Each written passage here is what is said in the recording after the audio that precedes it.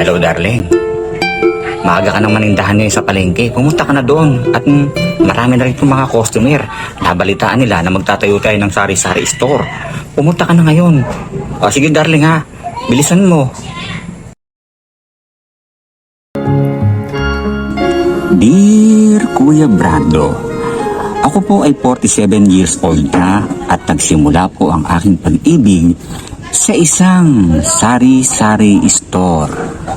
At dahil madalas nga po akong magtututbrush, ay palagi po akong nauubusan ng toothpaste, kung kaya't palagi po akong bumibili sa kanilang sari-sari store.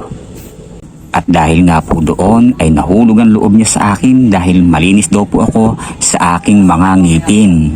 Hindi naman po sa pagmamayabang dahil gabi-gabi po ay nakikita po kaming dalawa sa likod ng kanilang tindahan para silipin lang niya ang aking mga ngipin. Tuwang-tuwa daw po kasi siya dahil nagliliwanag ito sa dilim, di tulad ng sa kanyang asawa. At ngayon nga po ay nagsasama na kaming dalawa at mayroon na po kaming isang malusog na anak.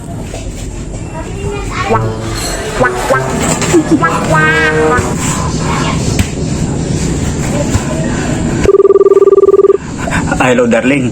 Umuwi ka na. Kasil na yung pagtitinda natin. Ayoko na. Nagbago na isip ko.